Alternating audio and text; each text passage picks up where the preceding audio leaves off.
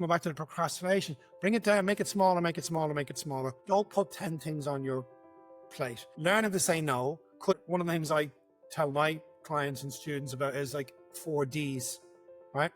You can do it, you can defer it, you can delegate it, you can drop it. I love it. Say them again. Pick one of them and stick to it, okay? Do it.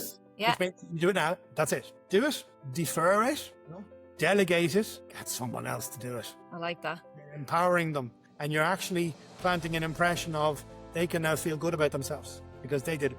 Don't be afraid to ask someone for help because you're actually allowing them to feel great. There you go. The fourth one, which is probably the one we need to do a lot of it, drop it. Yeah, we put too much attention on. Probably 80 or 90% of the thoughts that's in your head, just drop it. Let go. Just a little taster of what is coming up on the show. But first, please do like this video and subscribe to the channel. And also tell your friends and family about this podcast. Please let us know in the comments if you would like to hear any particular topic in relation to sleep or health. And I will create a show especially for you, just for asking the questions. So let's get on with the show.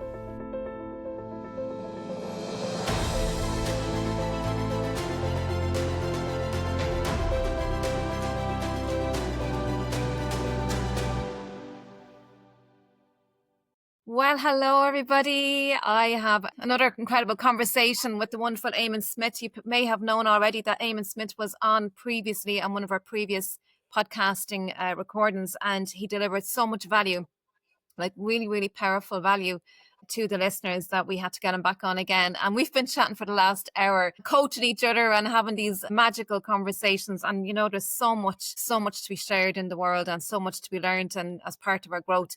But listen, we're going to dive into a conversation with Eamonn again. But first, before we do, hit the subscribe button on this YouTube video. This video is also available on audio podcasts on your favorite audio platform as well. So please do like, share, comment on it as well. Ask questions if you want, and I will pick that up for the next episode and answer your questions, of course. That would be absolutely amazing. But do share this podcast. And as always, there is a donation button as well if you would like to donate to this podcast to help to keep it going, because we have some incredible guests on this show, and I love having these conversations. So Eamonn is a life coach. He is doing amazing work in the world, and I've known Eamonn for a very long time now, and he has lots and lots of amazing courses and challenges and everything. We're going to talk all about that. But today's session is really all about how you can free yourself up to really be that channel for, you know, that best version of yourself. And this is a conversation, you may have heard it before, but this is going to be a different type of conversation, right? This is going to be going really deep and really looking at the pieces that we don't want to look at and really unveil a lot of unhidden, dark, deep stuff that can really help you to be free, because that's what we want at the end of the day. And I think the world that we're living in, we need to do this work. We need to do this work to show up as our best and to be of service to other people. That's what human beings are here on the planet for, I believe, is to really be of value to other people, because we are a community. You know, starts from the family out to the community, society, worldwide, global. So I'm going to bring Eamonn in. Eamonn, you are very welcome again to the podcast. How are you? Hey, Joanne, thank you so much for inviting me back. Delighted to be here. Great to be here. Yeah. Look, we have many amazing conversations, Eamonn, and you really are a true wealth of knowledge. And, you know, you've experienced an awful lot yourself. You know, we've, for anyone who hasn't heard Eamonn's story, go back to the previous episode and have a listen. But Eamonn has been through many life-changing experiences himself.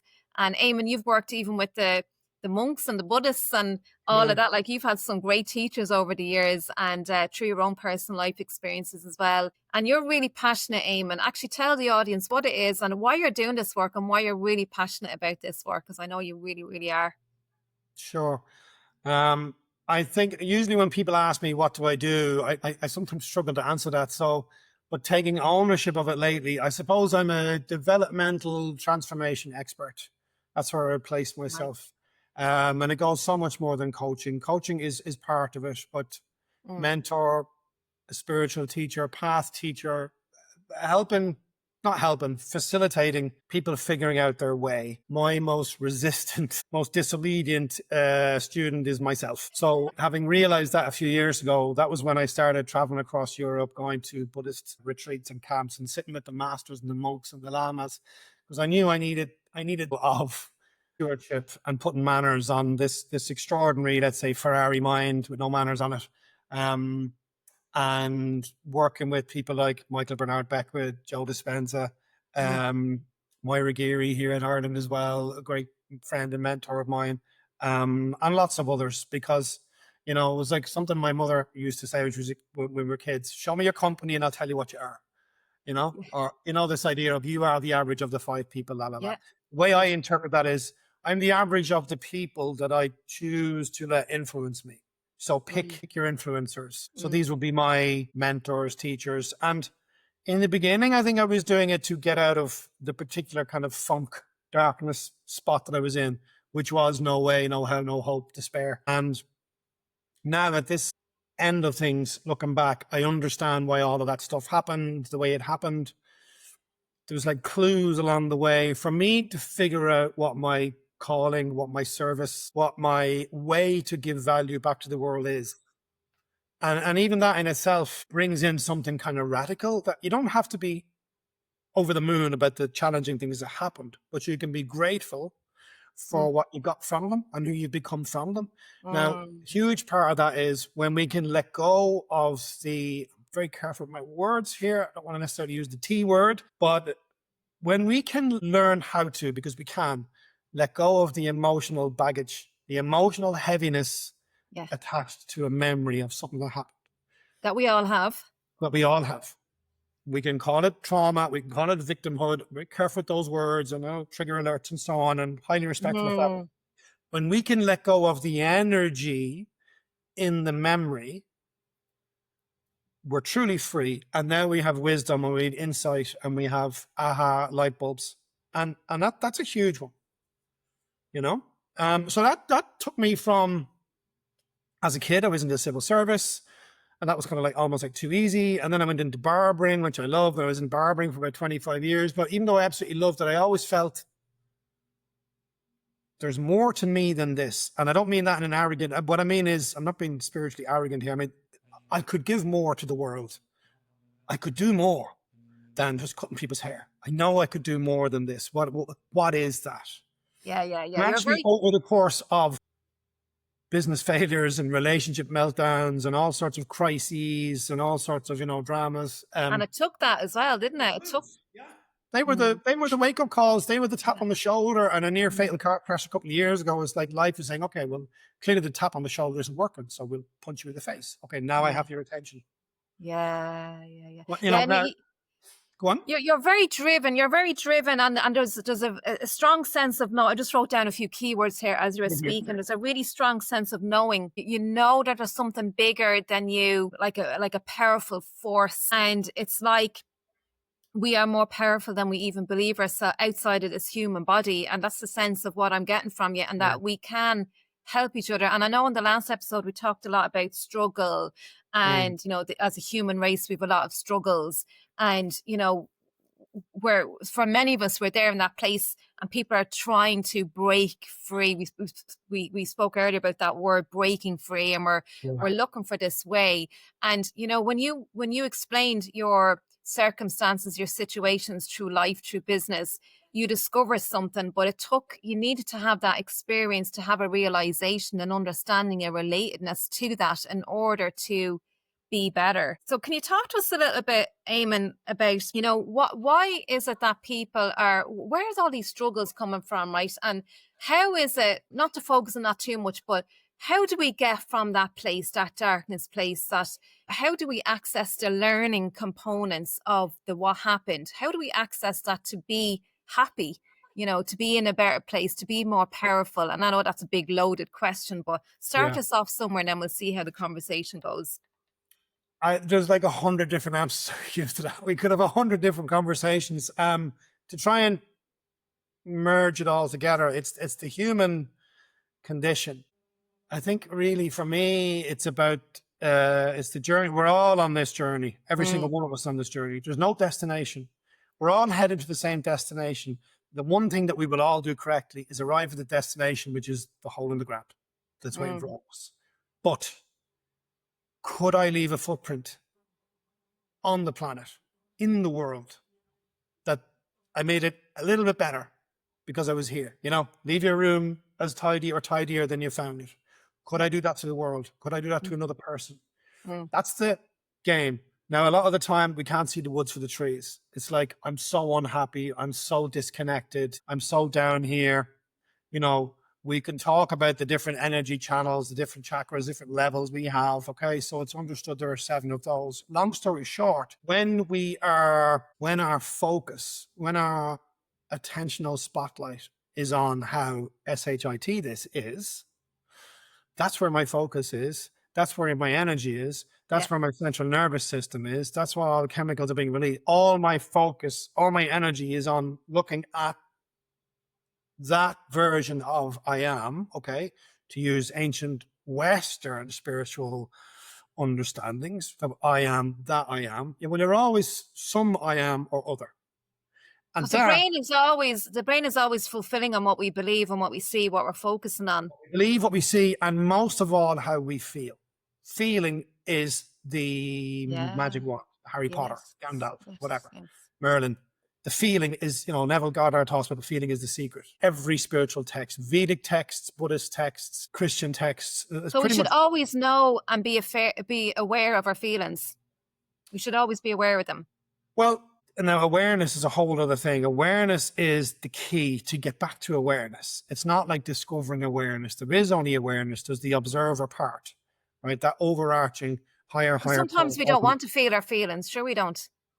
We don't want to feel our feelings, but we're feeling a feeling anyway. And even when I don't want to feel my feeling, that's a feeling. That's resistance. Oh, yeah. And what we know, what we tend to forget is what I resist persists. In other words, it will follow you around. Hey, we need to have that conversation. And then we push it down. We suppress it. We depress it, right? And when we depress it, think of getting the ball. Everybody's trying to get the football or the beach ball and hold it under the water and push it down, and the pressure. And eventually your hands will slip off and it gets heavier and heavier. The release is like 1,000 times more. So the reaction, the explosion is 1,000 times more because we're pushing down. It's going to leak out the sides. And then we lose our mind at somebody over something relatively small to the situation because we're pushing down. The answer would be actually, and again, it's radical, but it is the way, it's to love the part that's here and listen to the part that's here. Because it has a message. It has information. And that information is what's going to set us free and bring us home, you could say. There you go. It's so backwards to how we're thinking, isn't it? We have it backwards. And again, anyone who's listening to this thinking, oh, don't beat yourself up for the fact that you realize you beat yourself up. No, the radical way to look at it is congratulate yourself for the fact that you spotted that. That's awareness. I notice that I'm feeling angry. I notice that I'm having a feeling of shame. That's a beginning of coming into awareness. So to begin to congratulate yourself that you saw that, what we tend to do is we beat ourselves up because we beat ourselves up. I feel ashamed because I feel ashamed. Like, you're not actually afraid of anything. You're not afraid of anything. You're afraid of fear. That's what so many of us do. We beat ourselves up, don't we? We're our own worst critics, and it's the very thing. We're making ourselves wrong. We're making ourselves bad, our energy is down. And you talked about energy. Our energy is down, and now we're focused on why I'm not good enough. We're looking at all that area. And I think what you're saying is we need to take responsibility, Eamonn. 100%. You know, there's an old saying, what happened to you is not your fault. What happens next is your responsibility. It is. We talked before we came on the call about Joe Dispenza. And, you know, it was a story we've talked about often before. I went to spend 3 days with Joe Dispenza on my 50th birthday, about, whatever, 2-3 years ago, something. 2 and a bit years ago. Showing your age now. You know, happy enough to do that. Like, I mean, I'm happy with the way things are going with my human physical body, physically, spiritually, intellectually, emotionally. Yeah. Doing okay. I'm happy enough. I'm fitter at 52 than I was at 32. The ability to rest is the body's key to healing. Do you struggle with getting asleep at nighttime or staying asleep during the night and waking up the next morning feeling absolutely exhausted? My book, How to Get a Good Night's Sleep, is easy to understand, it's solution-based, and it's packed with research to help you take back control of your night's sleep. My book is available on Amazon, and it's also available on howtogetagoodnightsleep.com. This book is also available in audio and ebook. So get your copy today and start having the best night's sleep that you've only ever dreamed of. Which wouldn't be hard. Amazing. Yeah. But when I was with Joe Dispenza a couple of years ago, and I was like radical, yeah, that's it. I'm going home and changing my life. It's going to be a huge, big smash, crash, breakthrough. Yeah. And I literally crashed my car and nearly died like a week later. It's insane. But coming back to something, and you nearly lost your life as well, Eamonn. Oh, 100%. That's what I mean. I was almost died, Yep. but I didn't. And again, like it wasn't lost on me, that miracle. It was almost like life, awareness, universe, God, presence was like, okay, well, clearly the tap on the shoulder isn't working. So you need a louder message. And it's like life is trying to get your attention. The feeling that you're feeling. Yeah. What else could this mean? Yeah. What else might be going on here? What else might be possible here? What other way might I perhaps be able to think about this? And words that Joe Dispenza said at the start of those 3 days, and I wrote it down at the front of a journal where I took millions of notes from him. Can I be the very best version of me? Like that's the question that we have to, you talk about taking responsibility. Responsibility is, okay, can I be the very best version of me? Do I want that? Am I willing to devote my life to that? Because if you're not, okay, I'm not going to judge you, but you are wasting your time and mine. You're wasting your life. And if that's where you're like, if you've decided, I give up, I'm going to stay in my victimhood, I'm going to stay in my wounds, okay, then accept that.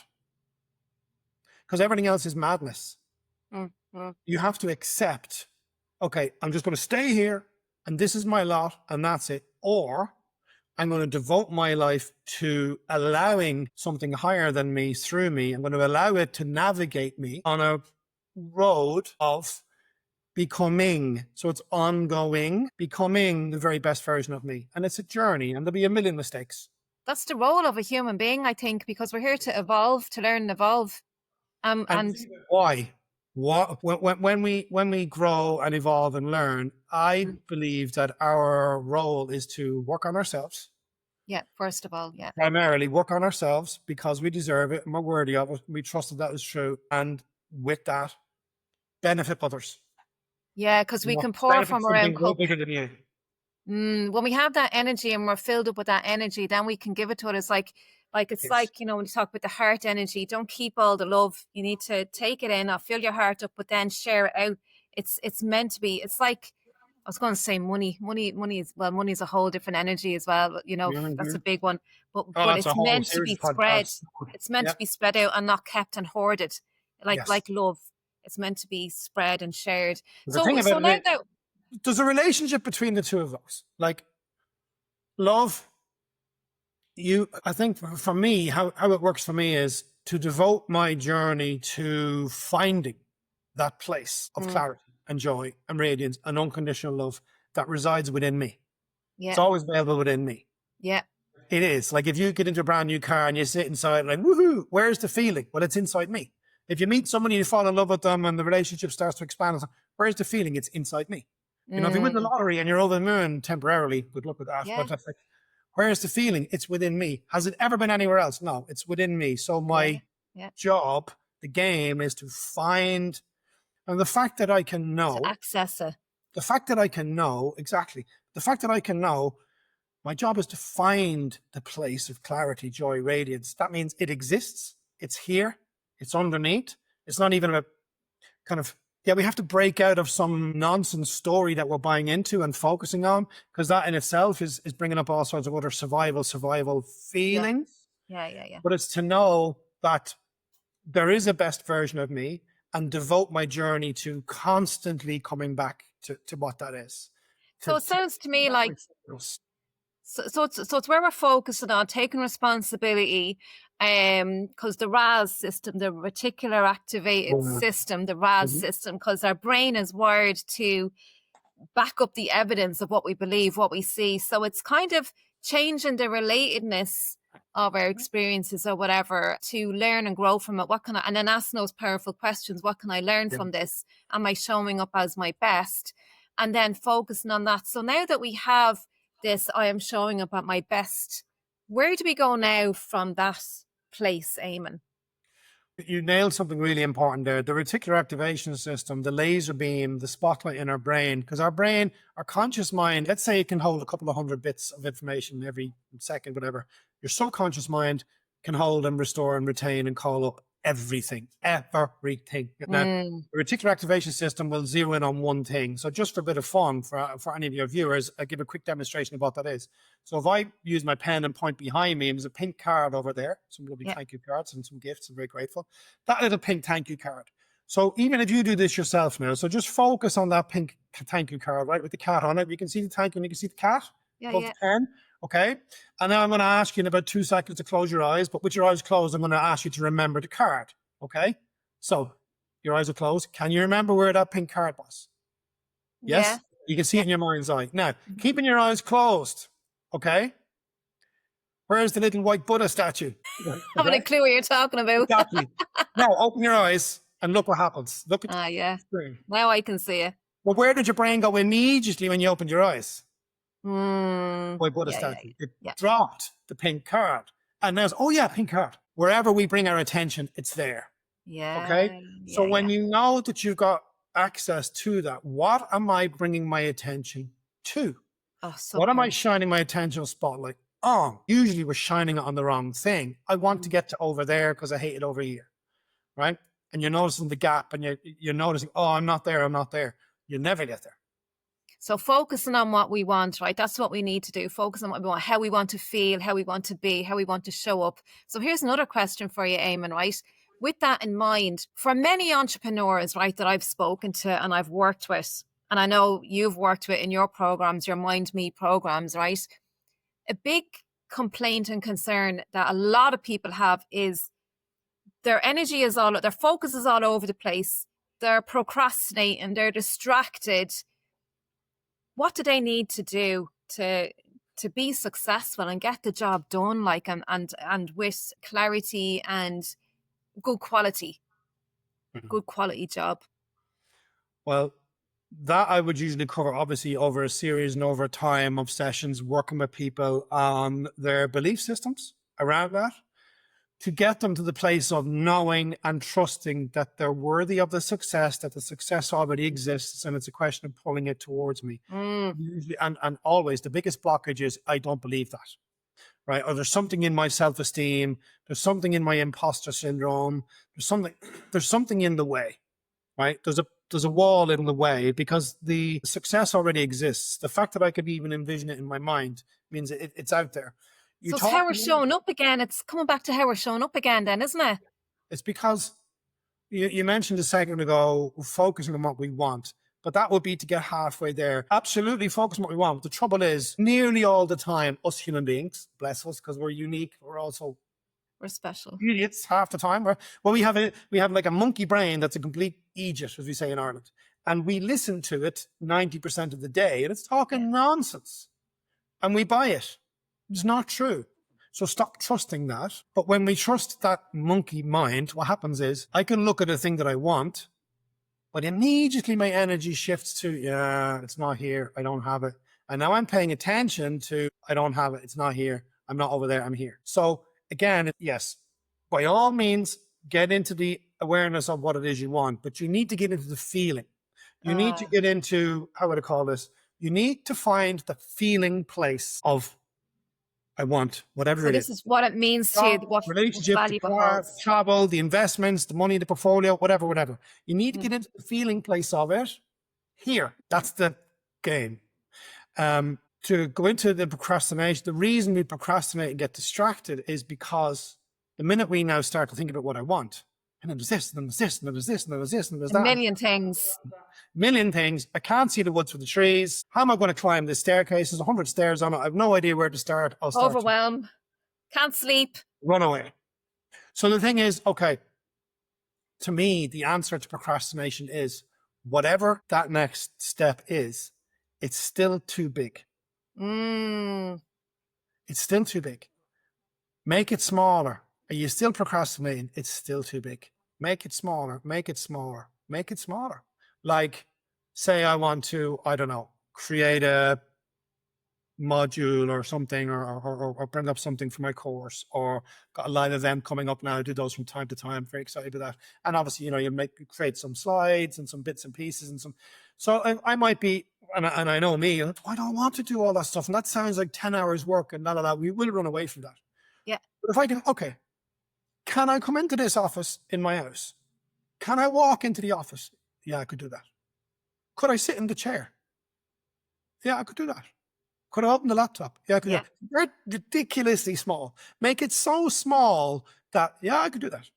I'll give you an example. Yesterday morning, and I had a million things to do, as we do, and there's some crockery and douse and whatever. And I was like, I need to put that in the dishwasher. Oh my God, that's going to take ages. Oh, I'll do it later. And hang on a second. I saw that happened. Do you know what? While I'm walking out of the kitchen, I'll just put one plate in the dishwasher. Took my own advice. 1%. I think it's a James Clear in Atomic Habits. That's where I got this idea from. And just put my own spin on it. Okay, while I'm walking out of the kitchen, I'll put one plate in the dishwasher. And in the doing of that, I said, well, I'm here anyway. I'll do another one. And so I'm here anyway. I'll do another one. Once you've started, your subconscious will now give all of its attention to what you're at. Yeah. Okay? The monkey mind will literally go where it's told, and you can very quickly turn it into a monk mind, you could say. The next thing you know, not even 3-4 minutes later, the dishwasher is filled, and I've wiped down all the counters, and the place looks lovely, and I walk out of the kitchen, and my mood is like, and that's you a feel job. Fulfilled. I feel great, and there's a big dopamine release now. I rock. And you reward yourself. Now you have to reward yourself for doing that. First of all, the reward, the dopamine being released is a reward in itself, but absolutely, you're so right. We should absolutely come back, at the very least, either emotionally or physically pat yourself on the back, or say, right, you know what, that walk I was thinking about going on, I'll go on that walk this afternoon because I did whatever. Yeah. Normally, I will absolutely now attach a reward to an achievement. Even if it's just acknowledging yourself. I'm going to go for a lovely walk across the cliff tops in Ballybunion afterwards, as a reward for contribution and service on this podcast, for example. So yeah, attach a reward to something, and but can you bring in a bit of parental discipline? Can you love yourself enough to discipline? Say, no, we're not going for that walk right now. We're going for that walk after the thing. We're not having that coffee right now. We're having the coffee after the thing. That's the treat. Yeah. And then the child part inside, no, so yeah, I know, I hear you, but we're doing it this way anyway.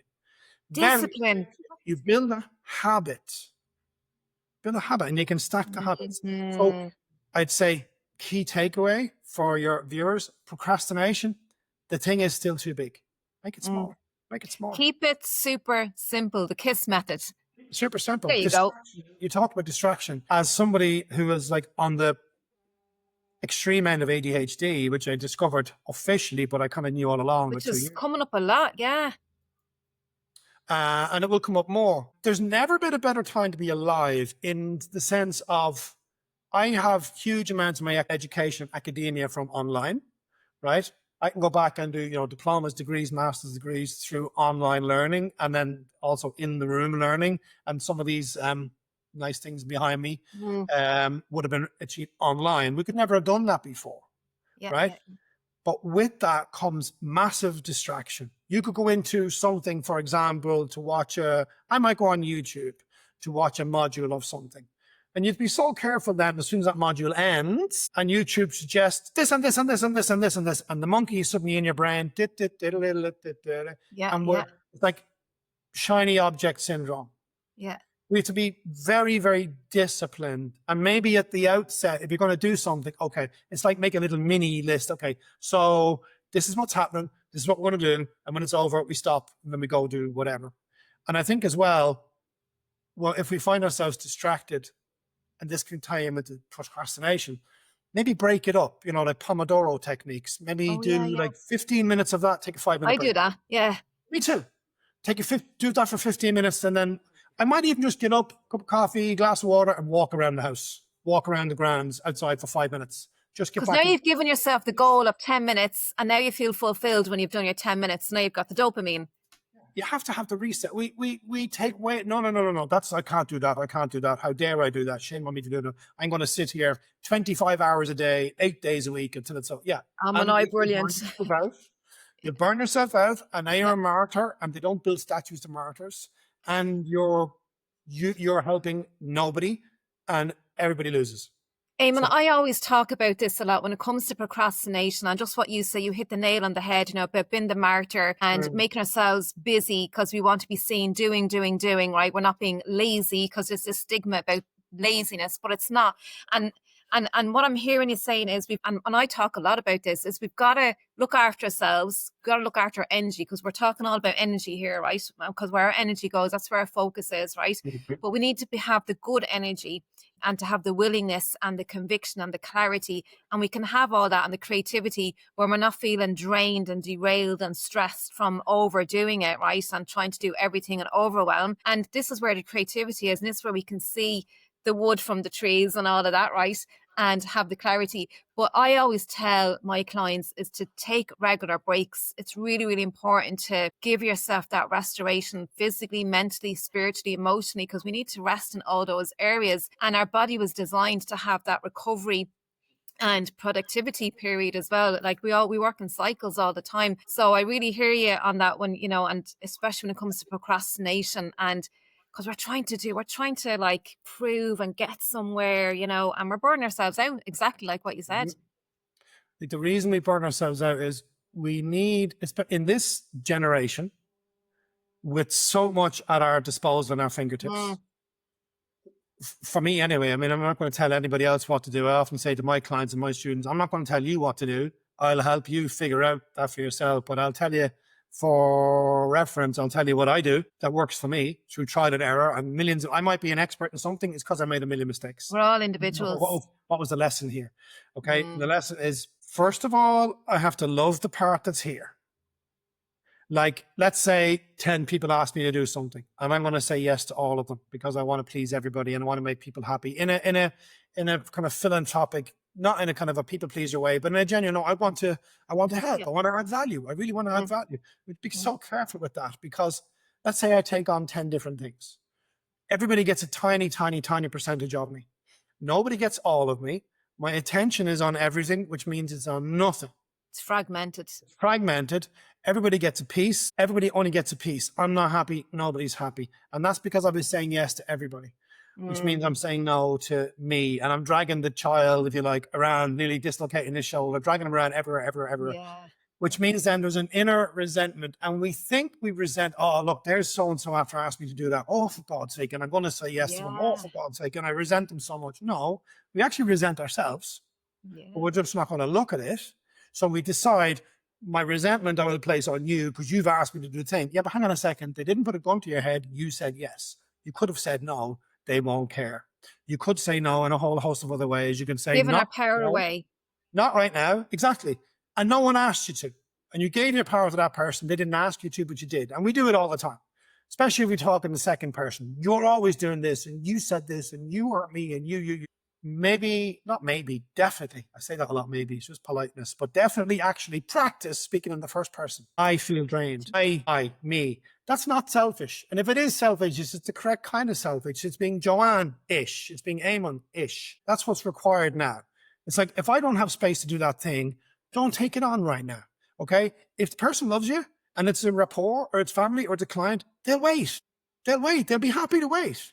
So let them wait and then do it when you got the space. So one of the things that I've learned in the last couple of years with my own, and I would have the propensity to take on ADHD. I can go in a million directions at the 1 second. I'm a master multitasker. No, I'm not. Yeah. I'll take on 1,000 things and then you'll burn out and you don't get to the end of anything and everyone's in resentment. So I'm monotask. I'll take this thing to its fullness and you get 100% of me in this moment, because I love myself enough that that's where my focus is. Let's go all in on this. It would even be like, we've been messaging over back the last few days prepping for this. And on Sunday evening, I was like, okay, Joanna sent me something. How kind of her to send me that on a Sunday evening. I'm in my cave right now, zone, bring it into me. And I am going to check in with that first thing Monday morning. Yeah. It's the energy to do so, and I can give it the fullest expression of myself. See, that's an example of it. And that's monotasking, and then everybody wins. So that's, again, that's like coming back to the procrastination. Bring it down, make it smaller, make it smaller, make it smaller. Don't put 10 things on your plate. Learning to say no could be not right now. We can do that later. One of the things I tell my clients and students about is like 4 Ds, right? You can do it. You can defer it. You can delegate it. You can drop it. Oh, I love it.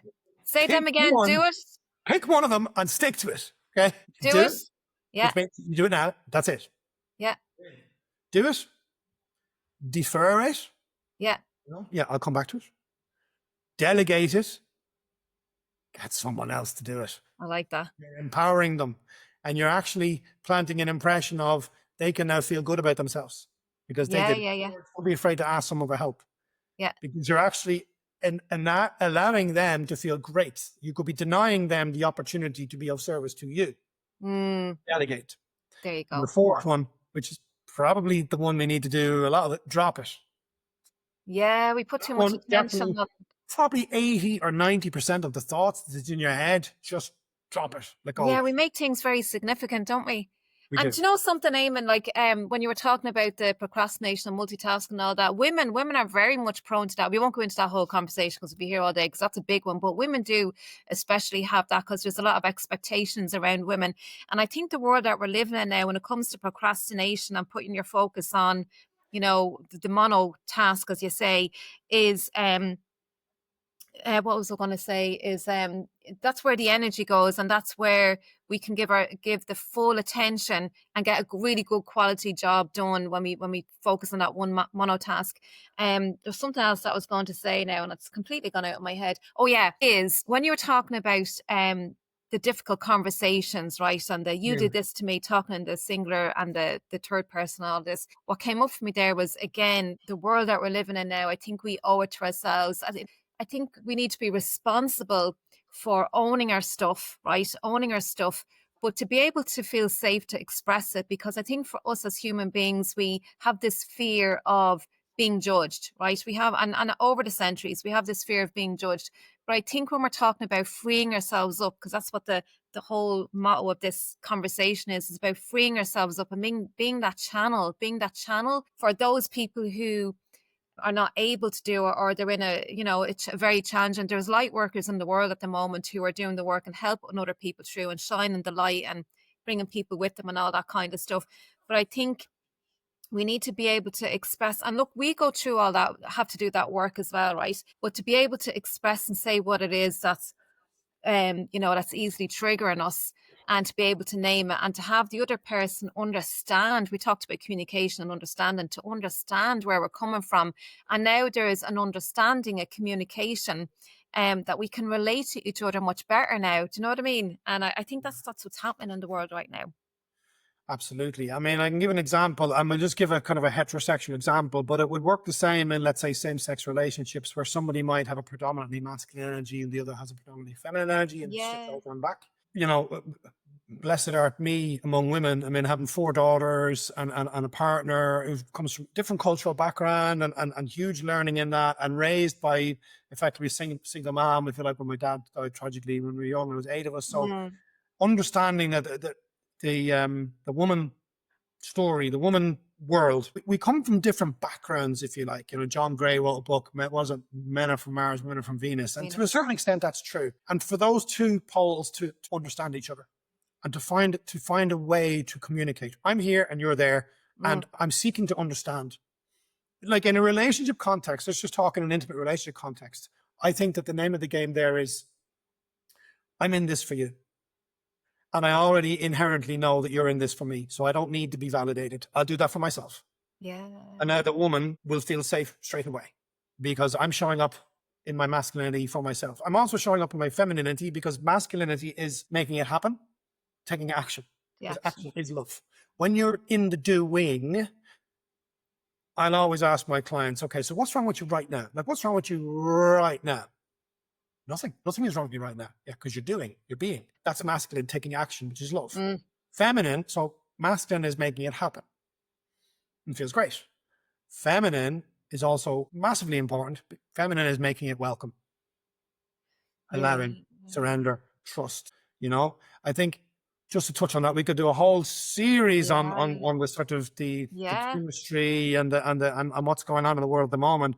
Let's say as womankind is thankfully emerging and taking her place equal on her throne in womankind where she should have been all along. This now brings in a whole new set of dynamics where we have to educate our children, our young girls and our young boys, right? Education, communication. Okay, let's just go there, because you've got a whole new thing now as woman is expanding into who she always had the right to be. Right? She makes human beings, for goodness sake. Plus, she can now be a CEO, and she can be a president, and she can be all sorts. Okay, which almost there's a different mixture of the masculine and feminine, right? All that's required really is for the man to nearly kind of show up in his energy. But a lot of it, there's a lot of confusion now, and also then there's a lot of angst going on in the world, and there's a lot of mixed messages. There's a lot of wrong learning, a lot of wrong communication. I'm the optimist. I absolutely believe that the world is an astonishingly brilliant place, primarily filled with amazing people who want to support each other, and they understand that I rise by trying to lift you. I rise by trying to lift you. And if we could just kind of bring it back to that, we will all win. You know, if I find this place of, I've said it earlier, if I find this place of clarity and joy and radiance in myself, for myself, everyone around me is going to get lifted by that. But, what's the quote? The tide, right? The tide that lifts all boats. That's the quote I was thinking of. But it's to come back to that. It's to come back to that. It's like a couple of really important things I want to get across here. One of the huge breakthroughs in my journey, even recently, to come at a higher level. You know, had a few, as we do, it's the human equation. Had some profound challenges in the last few months. But you come at, okay, something's brewing here. I often call it, okay, it's like you go from caterpillar to mush to butterfly. The last few months, I was like, I'm somewhere between the mush and the butterfly, aren't I? Yeah. Rather than just like, oh my God, I'm mush. No, I'm somewhere between the mush and the butterfly, on the way to butterfly. So it's to have that sort of, you know, don't lose heart, stay with it. And then this huge kind of light bulb moment for me. When the story is all about me, when the story is all about little me, I'm surviving. I'm literally in survival, and that's as good as it's going to get. And a really, really fast way to change that is find something to fight for, find something to strive for, find something to love, way bigger than you. And I stress that. I don't mean about agitate and probe. We know there are some truly shocking things going on, and my heart goes out to all those people and those civilizations and countries. But so I'm very careful with, you know, I'm not looking for like protest and that has its place. It could be small. It could be something small. Ultimately, it's like find something to love that is way bigger than you. It could be when you're outside and you've got all the worries of the world and you see somebody out on the street and there's something distressing happening. We're bringing that immediately, dropping what's going on for me and going to help them. It could be something voluntary. It could be something in your community. It could be your service. Like my business expanded recently by itself when I let go of all of that and I came back to, I'm looking at the wrong end of the stick here. I need to bring it. You mentioned money earlier on. The way money comes in by itself. And I've got a whole other money story where that was a major problem, a major catastrophe for me for decades. When I figured out value, find something to give value to and to love giving the value to that is way, way, way bigger than me. The bigger it is, so true, the more will come in for me. By itself, without me looking, without me even, there's no agenda and no expectation. I hope that makes sense. So it's to find something way bigger than you, to love way bigger than you, but also while you're doing it, those parts of you that have angst or worry or sad or agitation, you know, they are separate parts of you inside of you. It's not all of you. The part is, and don't speak to yourself like, I am guilty, I am ashamed. Because then you're talking about the whole. I notice I'm feeling some fear right now. I notice I'm feeling some shame right now. Name it. Now you're in the observer, aware, okay, this thing is going on inside me right now. Allow it to be here. Love that part, like one of your children, which it is. Love that part, allow it to be here, listen to it. It has something to say. There's information in it. That's where freedom is. Okay. Eamon, tell us about, you've got a happiness challenge, a 7-day happiness challenge. We're coming near the end, right? In fact, we've gone a little bit over, but I wanna give a shout out to your 7-day happiness challenge. Just tell us a little bit about that and where that came about, why it's important. The reason that came about was, and again, it was like physician, heal thyself, know thyself, my journey, and understanding where I was getting a bit stuck, a bit entangled, which we all do. And I was creating these little modules for myself, let's say, and I was noticing it was having a really profound, wonderful effect. And then the juices started to flow again. I says, I actually want to put a course out with this, and I'm going to keep it really, really small, very, very, very, very low price, super, super low price, and super, super short. Videos are like 5-10 minutes each, right? And I was like, I'm going to share this thing that I'm doing. And my challenge to people is, look, do you actually really want to be happy? Yeah. Do you actually want to feel fulfilled? Do you actually want to feel self-esteem? Do you actually want that pretty woman or handsome man on your arm? Do you actually want that thriving business? Do you actually want the money in your bank? Do you actually want to feel like the light?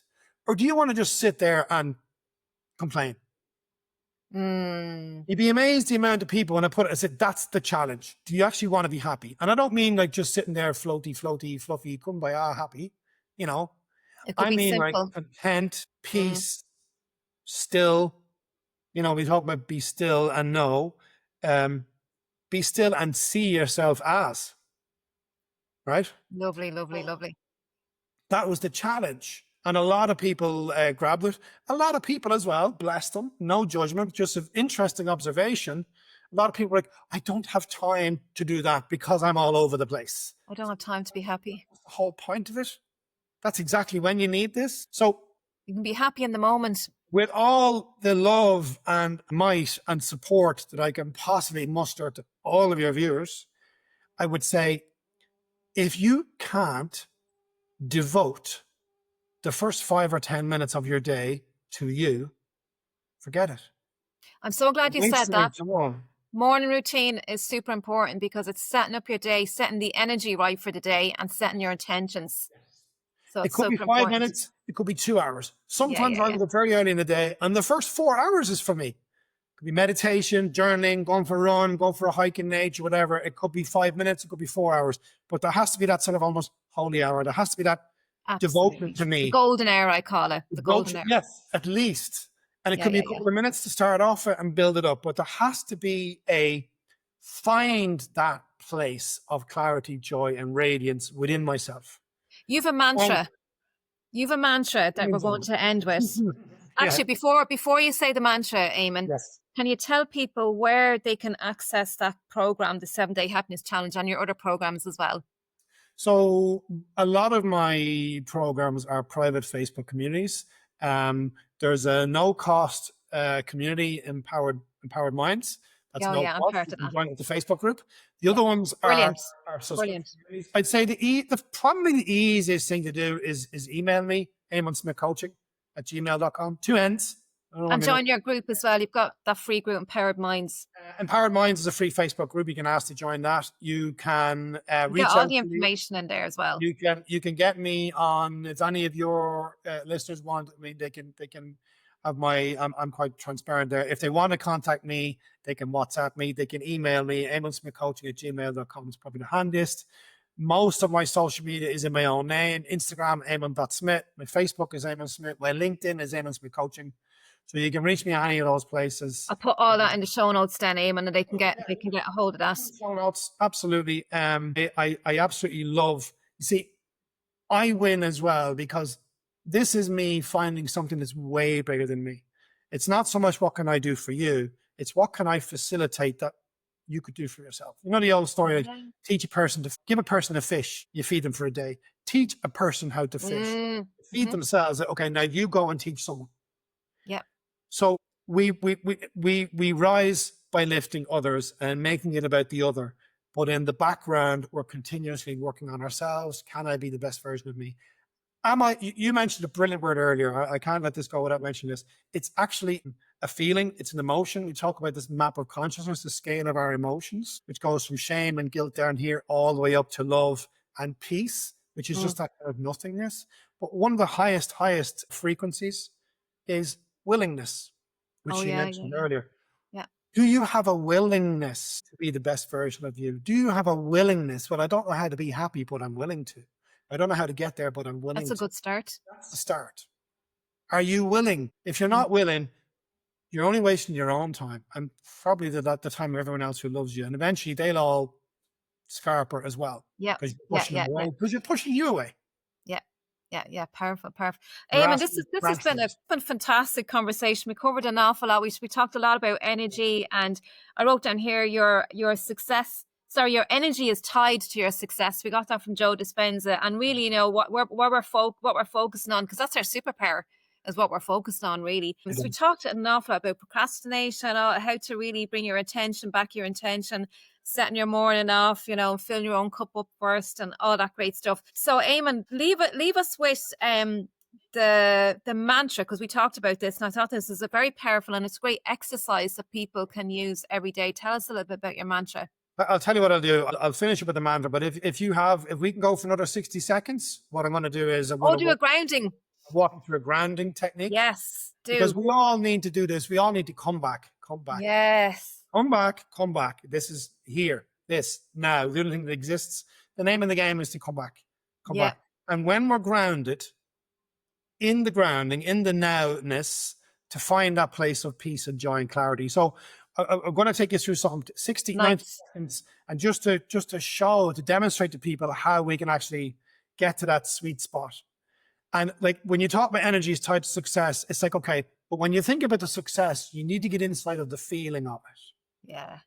And you need to do that here, not over there, because you're drawing it to you. Does that make sense? So we'll do a little bit of that now, okay? Nice. So thanks for volunteering. Not that you had a choice. I had no choice. You can then tell me what's going on for you at the end of this, okay? So just close your eyes, back straight, and just bring all of your attention, all of your awareness into your breathing. Just for a moment. And if possible, make the exhale a little bit longer than the inhale. So maybe breathe in for like 4 or 5 and breathe out for 6 or 7. Because immediately by doing that, we are re-regulating our central nervous system. We're bringing in our parasympathetic nervous system, the one that we want to be in. So breathing in for maybe 4, breathing out for 6. And just bringing the awareness into the breathing. And now bring your awareness down into your lower tummy. Just get a sense of what it feels like in your lower tummy. Is it warm? Does it feel full? What does it feel like? Bring all your awareness into the feeling in your tummy. And now just bring that awareness down through your legs, down to the ground. Feel your feet on the ground, grounded, rooted, safe, solid. And now bring all that awareness back up through your body, up into your heart. Bring your awareness to your heart. If you like, you can put your hand on your heart. Make that physical connection. Just feel what it feels like in there. And now bring that up into your throat. Just feel what it feels like in your throat. Now bring that awareness up to a point at the back of your head, behind your thoughts. Let them dance around in front of you. And now expand all that awareness that's inside you and extend it out into an energy bubble, and imagine yourself contained and sealed inside this energy bubble. And inside this wonderful place, I want you just to bring your mind into any experience that you would have had recently that felt wonderful, warm, joyful, fantastic. You don't have to tell me what it is, but just let me know when you have one. Yeah. Okay. So I want you to get really up close with this movie, eyes closed, and fully associate into it like it's happening now. What can you hear? What can you see? What can you taste? What can you smell? What are you wearing? What are they wearing? Get really into the detail of the movie. What exactly is it about this that is so joyful, so lovely, so warm, so happy? Okay. And now tell me, bring your awareness to your physical feeling. Where do you feel your feelings the most right now? In my solar plexus. Okay. And give that feeling a score out of 10 for me. Oh, I'd say an 8. Wonderful. Okay. Now, just allow that feeling to expand and ask your subconscious, what would a 10 feel like? And notice what happens. Bring your awareness. What would a 10 feel like? And just give yourself permission to feel out of 10. And now give that feeling a color very quickly. Color. Pink. Okay, lovely. So just allow that pink to expand out through your solar plexus, and imagine just pouring up through your solar plexus and up into your heart and out into your chest and up into your throat and up into your head and out through your arms, down through your legs, out through your fingers, out through your toes. And the pink is just expanding out into the world, out into the universe. But you're aware that it's emanating from solar plexus, from the heart, and just sit in that feeling. And this is home. this is the place in clarity, joy, radiance within myself. We can do this in a matter of seconds. We can be doing it and spend an hour doing it. We can do it inside 60 seconds. And holding these impressions, holding this feeling as best you can in your own time. Open your eyes, come back. So the name of the game is to come back. So we're not breaking I don't want to come back. But the name is to come back to this feeling. That's what I mean. Is to hold that place. The mantra that you're asking me for, it actually comes from I study all sorts of Eastern and Western spiritual paths and texts. And there's one that I love. It comes from the ancient Vedic texts, the yogic texts. And some of your viewers might be familiar with this. It goes like Sat, Chit, Ananda. So Sat, S-A-T, Chit, C-H-I-T, Ananda, A-N-A-N-D-A. And Sat means being, and Chit means awareness, and Ananda is peace and happiness. Oh my God. So that mantra, Sat, Chit, Ananda, what I love about that is it sums up the great equation, the meaning of life, in 3 syllables, rather than chapters and chapters and chapters. I'll never remember all that. Okay, but you could remember. So if we're using that as a mantra, for example, in our meditation, right? As one example, there are many, many, many, but it's one that came up in our conversation beforehand, and we can use this one as an example. You just do you. If you have mantras that work and affirmations that work, use them if they work. If they're not bringing you to the feeling place, use something that brings you to the feeling place. But lately, this is working well for me. And what it means is Sat, Chit, Ananda. The knowing of my own being as it is, the knowing of my own being as it is the experience of peace and happiness itself. Or to know myself as I really am, the gold underneath the mud, to know myself as I truly am is the experience of happiness itself. Sat, when I was doing that grounding there and I visualized myself, I was speaking to a group of women, and the initial thought that came up was, oh, I feel really appreciated, right? That was just the initial thought. And then it changed to, oh no, this is not about me. This is about who I'm being. And it's funny because it ties into this. It's my being, which is what radiated out, which created the impact on the other people. And there was no effort, and it was magnetic, and it was powerful, and it was pulsating. And it was just simply in being who I was, what my intentions were. The most wonderful way is like nothing is happening and everything is happening, and it's this, and it's the path of least resistance, and it's just all falling into our lap. There's nothing in the way. It's like somebody recently once said to me, I did a phobia release on somebody who was terrified of elevators. And we worked through all of that. And at the end of it, we got to, okay, so you've been in the elevator. Amazing. First time in like decades. You're in the elevator and you went up and you went down. And how do you feel? Well, I didn't feel anger, and I didn't feel fear, and I didn't feel frustration. I said, and how did you feel? I don't know. I felt nothing. I said, and how did that feel? Oh, hang on a minute. Yeah. It felt peaceful. It felt calm. I said, exactly. It's the nothingness. It's the stillness. It's the stillness. That's what you're talking about. It's that stillness. And even when you think, I feel appreciated, well, that's a statement. That's a belief. But what does it feel like? If it feels amazing, great. I added value. I did something. I left a footprint. I helped those people to help themselves. Absolutely. And to own that and to acknowledge it, and not to look for, this is huge, not to look for validation anywhere outside of yourself. Yeah, because it was initially kind of going that way. You validate you. Validate you. You love the bones off you. You love all the parts of you. And then everybody else will. We all want peace of mind. We all want peace of heart. We want that. That's where the heart of the matter is. And when the two are aligned with each other, magic happens. Eamonn, listen, we're going to finish up. I really appreciate everything that you're doing in the world, who you are. It's incredible, not to be underestimated at all. You're so powerful, so much wisdom. You've been through it all yourself. You'll be on that journey till the day that you die. But I'm so grateful to have you as a friend and to know you and to do your courses as well, myself. So Eamonn, on that note, thank you so much. And we may have you on again, the podcast, maybe in a few months or next year or whatever, when we see how the progress is going. Thank you so much, Sarah. Pleasure to be here. You're welcome.